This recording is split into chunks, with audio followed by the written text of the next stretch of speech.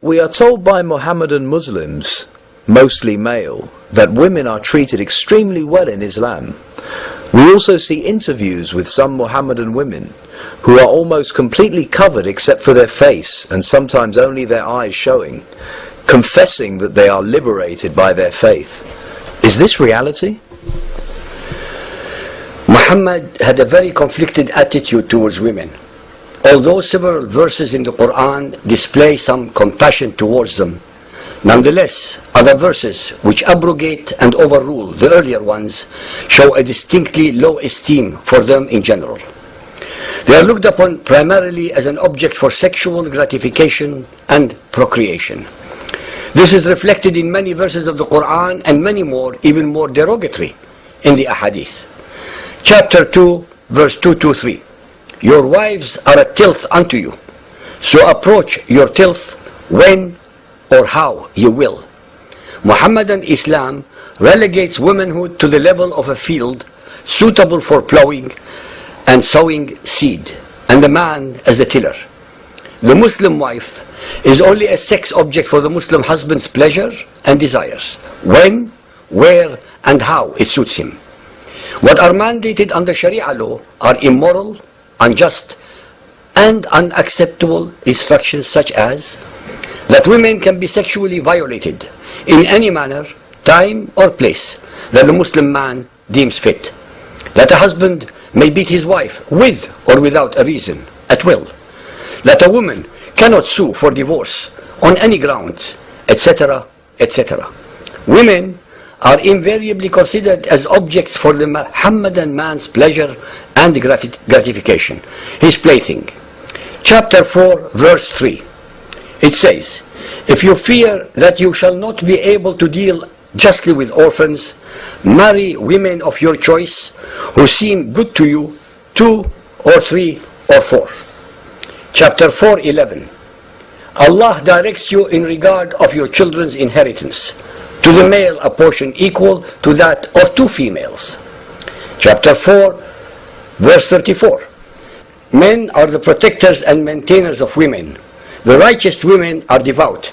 As to those women on whose part you fear disloyalty and ill conduct, admonish them.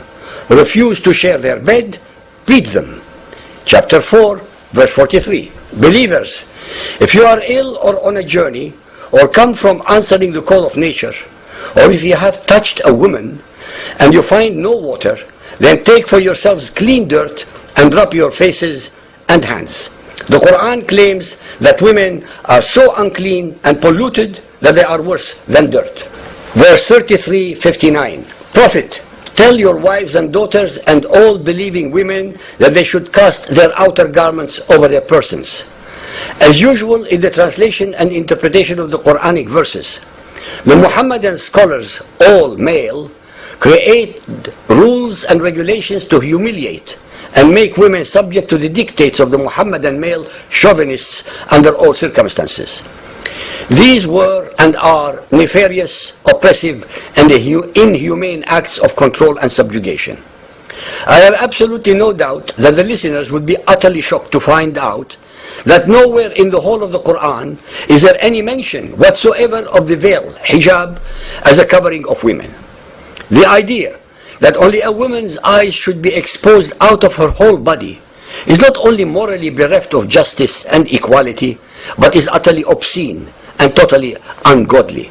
God did not create women so that only men should be allowed to strut on the face of the earth, not fully covered as the women.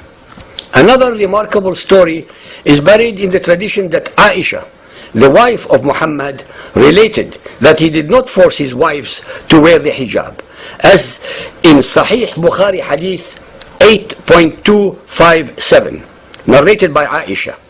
Umar ibn al-Khattab used to say to Allah's Apostle, let your wives be veiled, but he did not do so.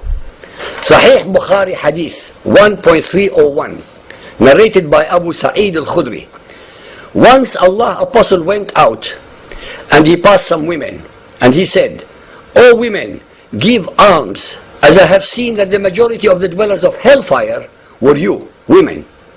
They asked, why is it so, O Allah's Apostle?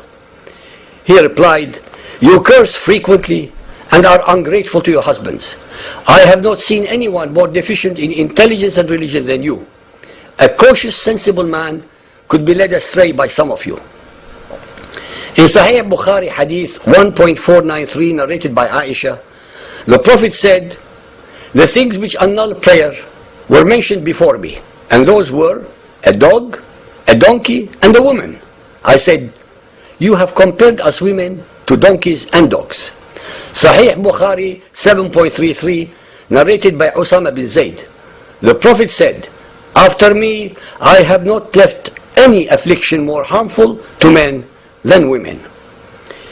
In reality, the most accurate appraisal of women in Muhammadan Islam is one found in Mishkat al-Masabih, volume 2, page 692, by Walid ad-Din Abdullah Mahmud al-Tabrizi. He said, a woman is like a private part.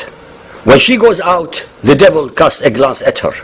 That is why women in Muhammadan Islam have to be covered from head to toe, because every square inch of their body is like a genital, which will arouse the uncontrollable sexual desires of the Muhammadan males.